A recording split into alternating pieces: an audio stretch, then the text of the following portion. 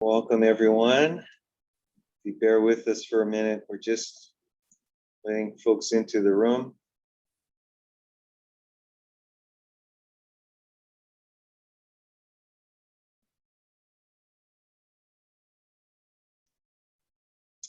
All right, let's see. Once again, welcome, everyone. We're just letting folks in the room, so if you bear with us for a minute, we'll get started after we've given a little bit of time for folks to arrive.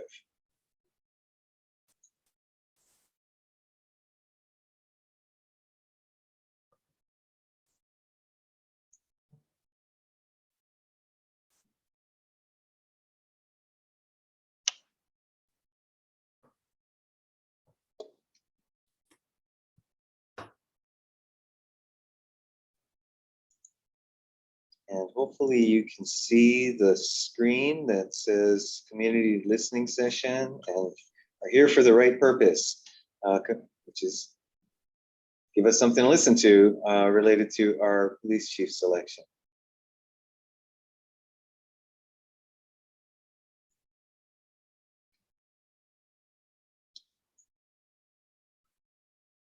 And I'm going to tell you what, we'll get started. Just one moment. Make sure that I have my screen working right.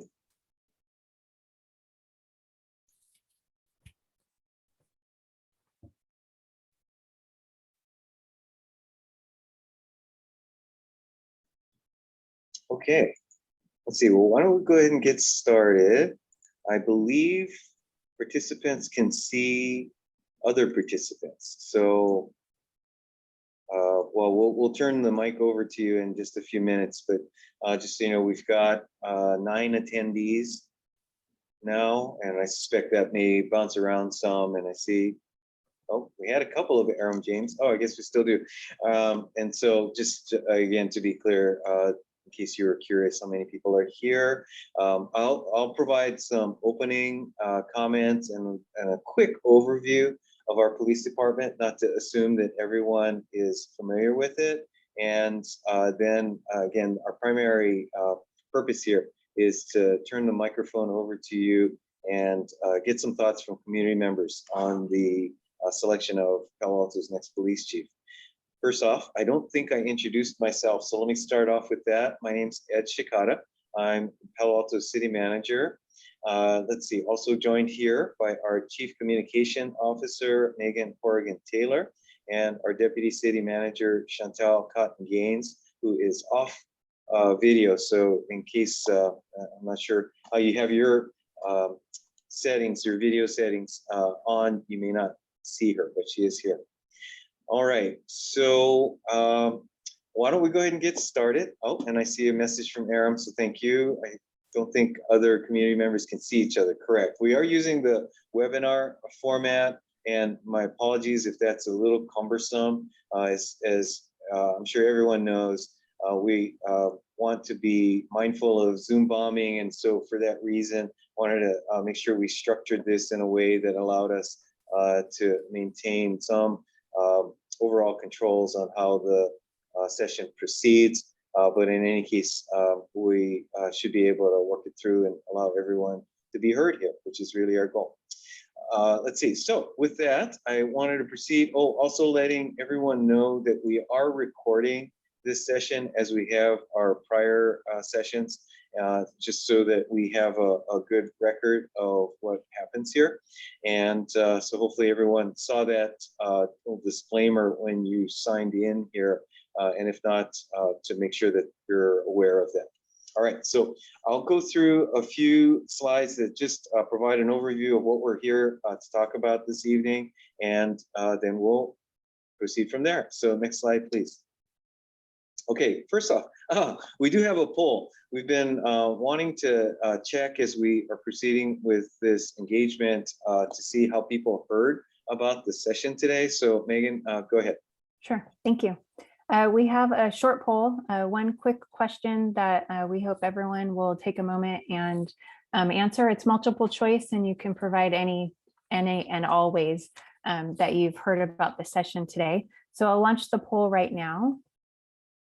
And thank you in advance for your input. We appreciate it. And again, it's multiple choice, so you can click, all that's there, one, or as many as you like.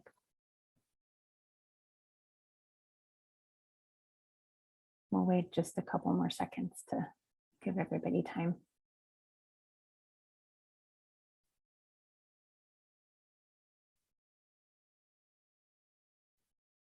Okay, with that, I'll end the poll. And I'll share the results. Thank you so much. The top three were the city's website, a friend or neighbor, and the city's blog that was on this topic. So thank you so much for sharing that with us. We truly appreciate it. And we're very interested in making sure that our communications are as impactful as possible. So appreciate that. And I'll stop sharing the poll, but thank you so much for all your input. Thank you. Perfect. Thanks. Back to you. Thank you. All right, let's go to the next slide. Okay. Next slide. Thank you. All right. I'd like to start off just by providing a quick overview of our police department. Again, not assuming that folks are aware of all that's involved with the department, as most residents, community members are interacting with individual, whether it be police officers or could be our chief or other officials from the police department on a issue-specific basis. It's important to understand the breadth of the organization. Our department has about 80 sworn positions, sworn meaning sworn police officers or higher levels within the ranks, but these are really our police officers all the way up to the chief. That includes 5 reserve officers. We also have 45 non-sworn positions or everyday folks like you and me that are also members of the police department. Notably, the police department also includes our dispatch center. Our dispatch center is the fourth busiest within Santa Clara County. I believe the first 3 are the county itself, the city of San Jose, and the city of Santa Clara. So among the more than dozen agencies within Santa Clara County, that makes us, again, the 4th most busy in terms of handling calls. The dispatch center does also handle calls for our utilities department and public works. So you can see that it's a multidisciplinary function provided there. Police department is organized or divided into 3 specific divisions. There's field services, which most people associate with the police department, which includes patrol officers that are patrolling around the community, as well as the traffic services and parking enforcement. Those are all field services. There's the administrative services division, which includes training and personnel, communications dispatch center, as I mentioned earlier, as well as the records division that handles the filing of police reports and a whole range of records related duties. And then finally, there's the investigative services division, which includes the detectives, evidence and property handling, handling of evidence and other property, as well as the animal services, or more specifically, animal control functions within the city. Animal shelter is actually handled by a contractor or contract with Pets in Need, a local nonprofit. Just a few statistics over the last few years. Calls for service, which is the overall, one of the overall metrics that we use to track activity within the police department, have ranged from 51,000 or have been about 50,000 prior to the pandemic. And with 2021 being really a full pandemic period year, calls have been down, but we obviously expect that to come back up once activity around town goes back to pre-pandemic levels. We've got here a few metrics of reports, whether it be offenses as have been defined or collisions for traffic collisions over the past few years. In addition, we've got a few more statistics. Next slide, please. This is a bit of an eye chart, I suspect, really just a way of depicting 10 years of tracking of crimes or reported crimes by various classifications ranging from homicide down to property-related crimes. And again, just providing some statistics over a year. I won't go through these, but did want to provide an indication that these are the types of measures that are tracked across the city and again across the years. We do have a number of information resources that are available to get more information about the police department. That includes ongoing police logs that are provided on an almost daily basis, as well as news releases on notable incidents and police follow-ups that have been happening on an ongoing basis. Our police department is very active on social media, primarily Twitter and Nixle, as well as some other platforms. In addition, we've got our city website and the police-specific pages, and maybe of interest to community members, the accountability page that focuses on a number of initiatives that have been undertaken over the past 2 years related to accountability and transparency. And then the last, most recent tool that's been provided for monitoring and sharing police activity is this Police Calls for Service interactive map that provides almost a real-time information on ongoing police response to calls for service. Next slide, please. And let's see, so then let's talk about tonight.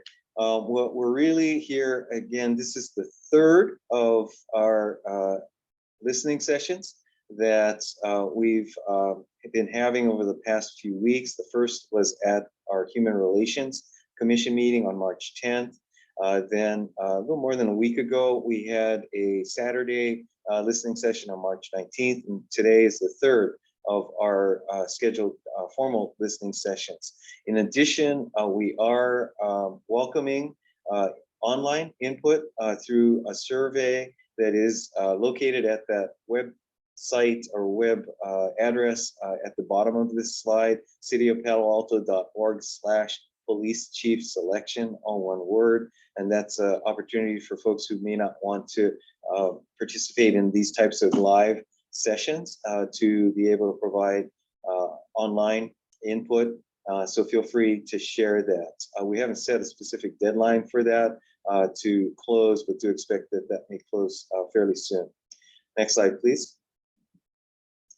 And so with that, the community, and just talk about process here going forward, that we'll continue this community input process based on how it goes tonight and what we hear, as I mentioned, likely to close soon. And then based on this input, really do expect that we'll be putting together the position description that will be used for the recruitment itself, and a brochure, and how that information and description of the key characteristics of our next chief will be described for prospective candidates. And then we'll be proceeding with our next steps, and haven't yet really defined a specific schedule, but we'll be providing information on that as it proceeds. Next slide. So with that, I really would like to stop at this point and then really turn the microphone over to you. We'll invite community members to speak. Would ask that folks who have spoken previously at one of our other sessions to allow others to go first. With that, we have a couple of specific prompts, but of course your comments can be whatever you choose them to be. But the specific prompts we'd suggest would be: one, what are your priorities that you'd like to share that should be for our police department? And then what key skills do you believe are needed for our next police chief? All right, so with that, Megan, let me turn it over to you and see your suggestions or how you'd like to proceed. Sure. We can definitely take community members by raising their hand. We will provide a timer. And so if you could keep your comments to about 5 minutes, that would be appreciated. Did want to mention that if for tonight, Folks may just be attending to hear other comments and may not feel comfortable sharing their comments. So we did want to note that, just a reminder, there is an online form at the web page here that's listed as Ed mentioned. And also you could email the city manager at citymgr@cityofpaloalto.org. So 2 other ways to share input, very much appreciated. And so let me just check to see if we had any other slides. No, okay. I think I could also unshare my screen. Would that be okay, Ed, or should I leave this up just as a reminder? Your choice. I think it's easier for me to see hands raised. Ah, good. Well, that's important. Yeah, thank you. Okay, great. There are a few hands raised. I very much appreciate that. So as we go through the list, if there are others after these few that are raised that are thinking about sharing comments, feel free to raise your hand and we'll definitely call on you. So I'll go through each individual. I'll call your name and then click the button to allow you to speak. You'll just have to unmute yourself on your end. So just as a reminder of kind of the flow. And Aram, I do see that you're on here twice. So I just wanted to mention that to you just in case. I'll go through a couple of other community members and know that you've participated before. So, but we will get to you, so no problem. So first on the list is Hamilton Hitchings. Hamilton, I unmuted you, so you just need to unmute yourself. Great. You can hear me, right? We can. Yes. Thank you so much. Ed, thanks for holding these sessions. Even when we disagree, I think all of our perspectives are broadened by hearing different viewpoints. And I do read your blog and I appreciate it. So thank you. The new police chief, I'm going to read some prepared comments that I put together for this. The new police chief should maintain and improve the city's safety while furthering police transparency and accountability. We must not compromise on any of these requirements. Some additional traits the new chief should have include high integrity and honesty, a good and frequent listener to community input, excellent organizational manager that works well with the existing leadership, tech savvy, and embodies Bay Area ethical values. I believe there is a candidate within the department that does meet all of the above requirements. In the last 2 years, the department has made major steps forward in response to listening closely to community input, which include adopting the most progressive use of force policy in the Bay Area, adopted from the San Francisco policy, or modeled after the San Francisco policy. Additional improvements to their policing policies include 8 Can't Wait compliance and fully publishing their policies online. Adding a mental health professional on duty with an officer, implementing a new records management system, which is key to accountability, and the departure of some of the most problematic officers.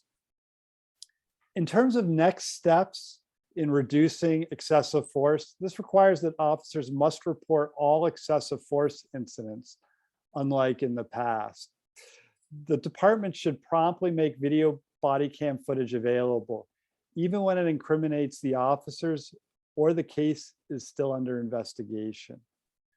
Without these steps, there will not be true transparency, accountability, or reform.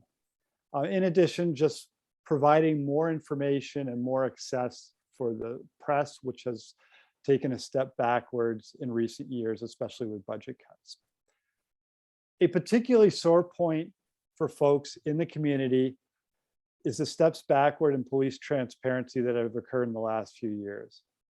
Regardless of law enforcement's resistance to unencrypting communication, transparency is vital to protecting civil liberties and keeping law enforcement accountable. The decision to encrypt all police communication should be reversed, and the Highway Patrol acts as a good model for how this can be done.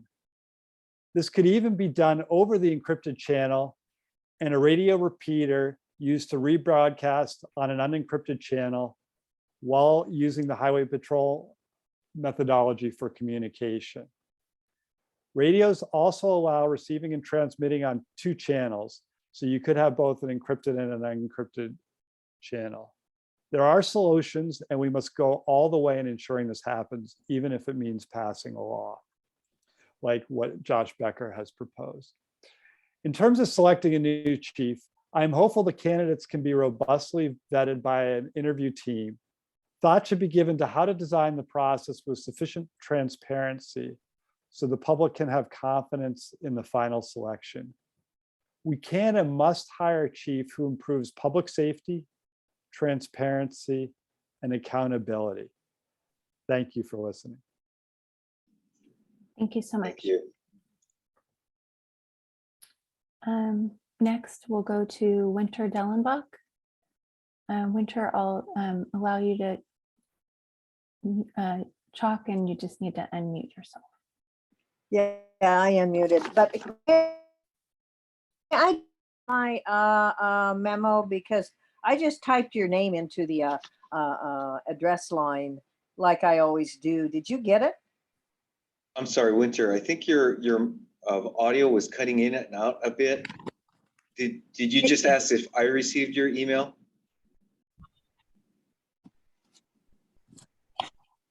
Yes. Did you get it? Because I don't Yes. want to have to repeat unnecessarily if you got all my comments. I did. Yes, I did.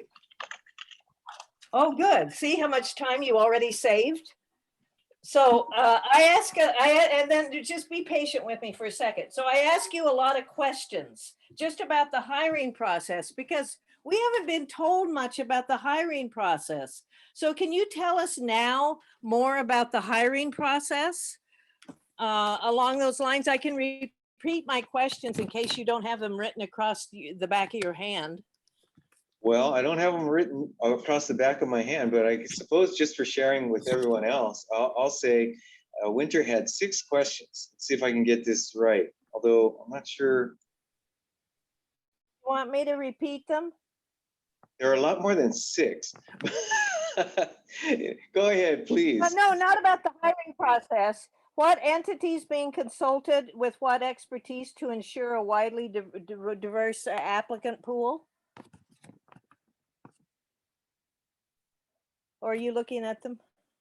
I am looking at your questions. So I was just going to read them. So would you mind doing the same?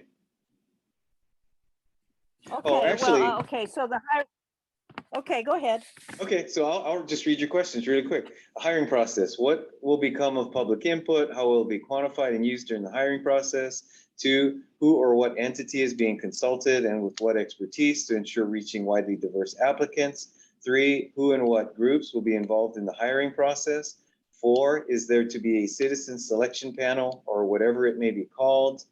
And I believe the last one is, if so, this time will it be ethnically diverse and gender balanced beyond the tokenism of the past? And there are some corollary questions to that. So let me, well, to a certain extent, kind of repeat what was stated earlier, that the process really going forward has not been fully designed at this point, really in large extent, wanted to get through the public input first to get an understanding of the feedback. I think your feedback and your perspective on the process itself is actually very helpful and would simply acknowledge that the answers to your questions really haven't been defined at this point. So more to come, but at this point would simply acknowledge receipt. And I hear where you're coming from, Winter. Okay, just so I'm heard loud and clear, and that's very reassuring. And that our public input is being taken seriously, and it's not, these sessions are not just checking the box and okay, we've done our public input responsibility and we're moving along and now we can forget about it. That's what I'm really hoping, because I spent a couple hours writing this up and I don't want to think my time was wasted. God help me. I'm so busy. So thank you for that. You've reassured me, Ed. Moving on to the other part. So my time is wasting here. Thank you for that. So I had basic assumptions, which included, for me, I want to hire outside the department because I don't, I think that Hiring within is more the same, and hiring without offers us hope and a chance of something new if we do so very wisely, and if we look very deeply into the applicants. At least there's a hope for that. And you have my input, so I leave that. You can see what I said. And you have the questions that I would ask. And so let's see if I just want to reiterate anything here. I'm concerned about the fact that we have our binding arbitration in Palo Alto. I would give anything if we could take that out of the current contract that is at the end point, getting toward the end of negotiation. I think it binds the hands of our chief, and our current chief has said that twice in the public, that he would like to be done with the binding arbitration. Other departments don't have it. So I would like this to be asked of anybody that's any serious applicant, is how do they foresee dealing with officers that have engaged in serious misconduct in getting rid of them. And if we continue, unfortunately, to have binding arbitration in the contract, that's a big one for me. Do I have more time? I guess I do, because you're not telling me to be quiet. You have about 30 seconds. Okay, to promptly report, asking applicants, would you make it your practice to promptly inform the public when police misconduct occurs that involves substantial injury to a person or persons? That has not been the case.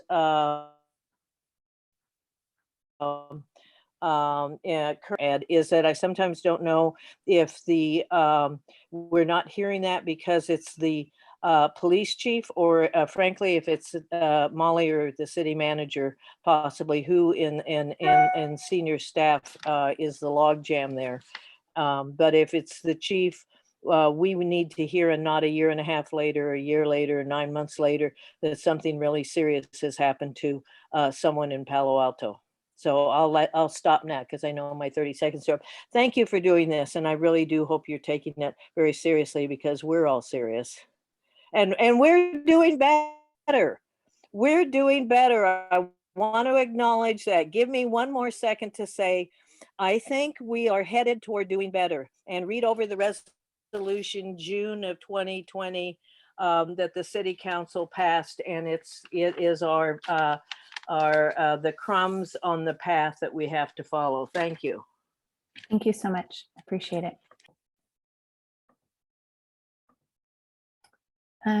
Next, Rebecca Eisenberg. I just clicked the button to allow you to speak. I think you just need to unmute. I did. Perfect. Thank you. And like Winter said, I don't see a timer, so I'll just look at my computer. Thank you for letting me talk again. I'm speaking a second time in part because there's been new information that has arisen since I last spoke.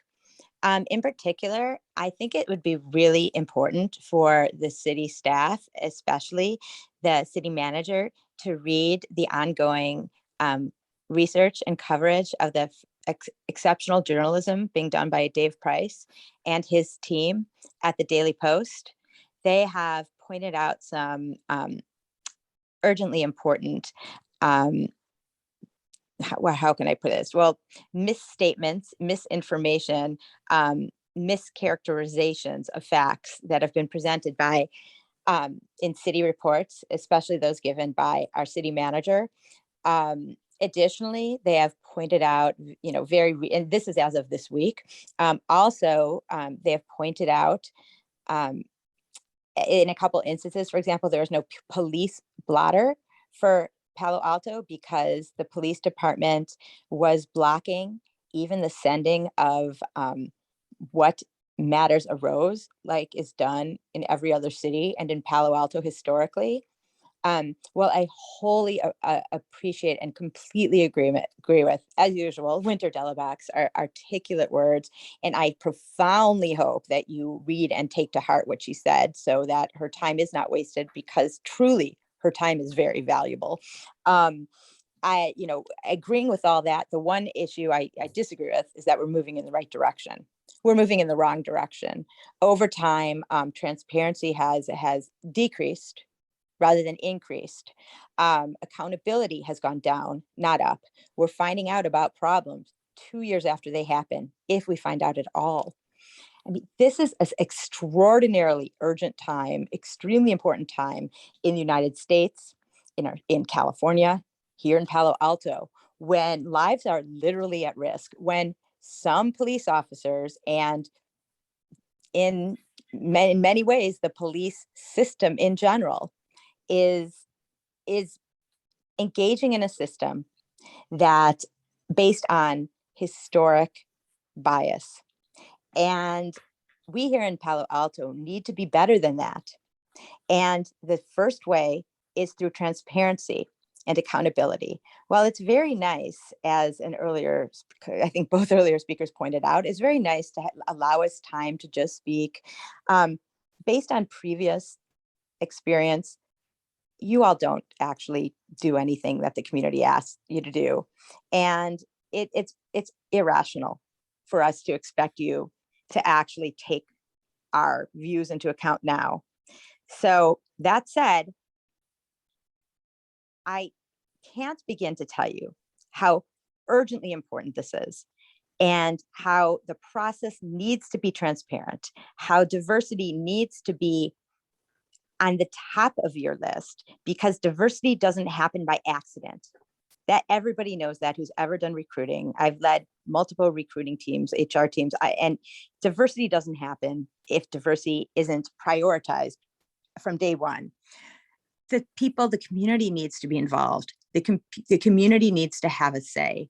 The community needs to be valued. The community is who is impacted by these decisions. Please, things have been going the wrong way. Transparency has been going down, and truth seems to be very seldomly spoken from many city officials. Let's turn this ship around. There's always a chance for redemption. There's always a chance to improve.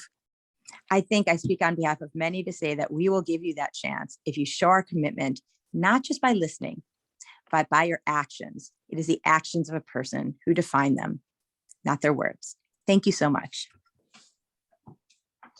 Thank you.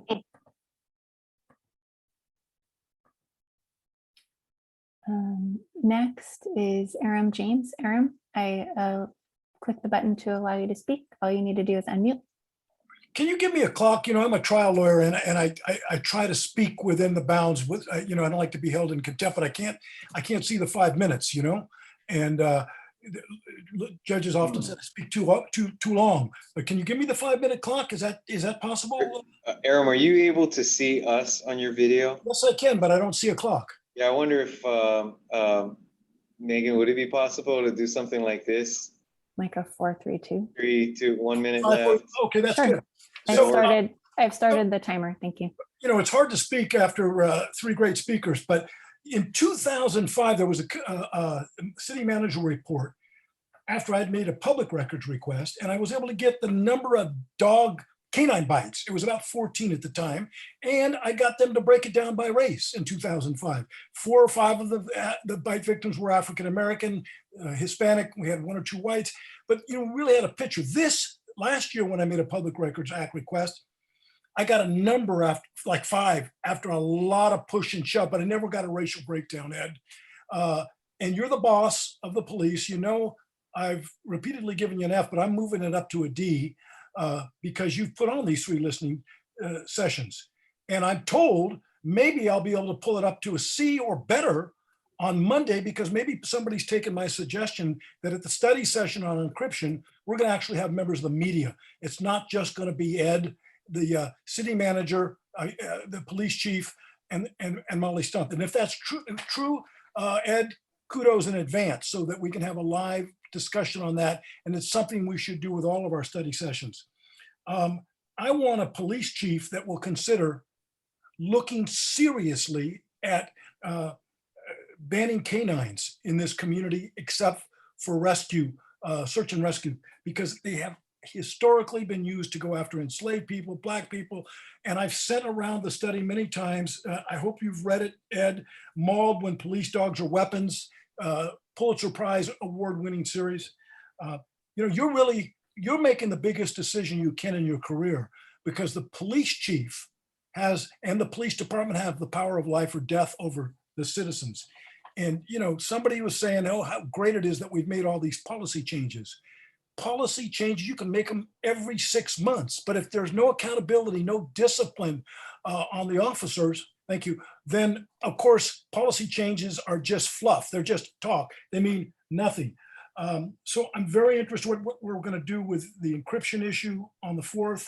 I also would like to know, I know we've talked about it at the IPA study session. If you're going to actually, the next police chief, it's got to be someone that says, post George Floyd, the cops in Palo Alto and everywhere else, but in Palo Alto, because that's what we're talking about, are going to intervene when they see misconduct. And if they fail to do that, there's going to be direct consequences immediately. They're either going to be fired or given one more opportunity, and you're going to consider sending it to the district attorney's office for prosecution. So intervention is really big. And we talked at the IPA, you did, the IPA, about performance audits. Okay, and they should be done by an outside party, not the IPA, not by yourself. Okay, because again, it doesn't, you can, like I've said before, you can shift all the policies you want, and it can sound like you have the best use of force policies in the country. But if there's not direct consequences for failure to follow those policies, they mean absolutely nothing. And then somebody's got to have the guts to look into whether we have white nationalists on our police force. I'm not saying simply because 6 officers filed a lawsuit, which I think was frivolous, against the Black Lives Matter mural that was beautiful and that the city sponsored, that we've got white nationalists, but it doesn't mean we don't. So Ed, what are you going to do about that? And I'm going to stay on you and tell you, you've got to bring 3 candidates in. And I don't just want a select citizen committee that interviews them. I want the city council to do it live and in person. Each officer that's the 3 finalists get to be cross-examined by the city council, and then give us a little bit at oral communications to ask 2 or 3 questions ourselves of the candidates. That's really important. And as people have said to me, as Chair Smith of the HRC said so eloquently at the first one of these conferences, Ed, if you don't bring 3 candidates in, you're putting the new police chief behind the 8 ball right away, because they're not going to have trust in the decision. And you can't keep stalling on what the design of the interview process is. You keep saying that, but you've had time. You need to think it through. And I've given you ideas. Winter's given you ideas. Rebecca has given you ideas. And I hope you will continue, and Mr. Hitchings has, you will continue these listening sessions, and you won't tell us after they're all over what you've designed as your interview process for the next chief without our input. I really appreciate the time, these sessions, and let's keep them going, Ed. Thank you. All right, I believe, All right. actually, those are all of the hands that have been raised to this point. We do have a number of other people here, so if anyone has thought that they'd like to add some comments to those that we've just received, please feel free to raise your hand and we'll call on you. Otherwise, as was noted earlier, we do have an online tool set up, sorry, lost my words there for a second, for you to provide input. It's cityofpaloalto.org/police chief selection, all one word. That'll take you to a web page on our website that will allow you to provide some comments there. Or, as was noted earlier, I've received emails directly from a few people, and so feel free to send me an email directly. I don't see any additional hands raised. Okay. All right, then with that, we will go ahead and close unless there are some, again, just sort of, it's funny, I noticed a lot with our Zoom calls that just when we say, okay, it looks like we're about ready to wrap up, and someone will say, well, wait a minute, I've got a comment. So I'll stall for 1 more minute, but perhaps just close by thanking everyone for joining us again in some cases that have joined us previously.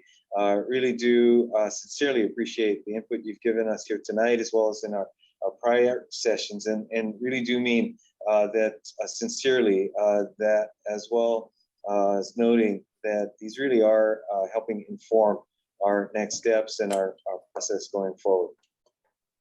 So with that, I think we'll go ahead and close this session this evening. Again, as Mr. James pointed out, I think for many of you, you'd be interested in our Monday evening City Council meeting, where we will be talking about an overall annual report from the police department, as well as we know a specific discussion on radio encryption, and will involve members of our media as a part of that discussion as well. So with that, okay. Thank you. Thank you again, all. Good evening. Good night.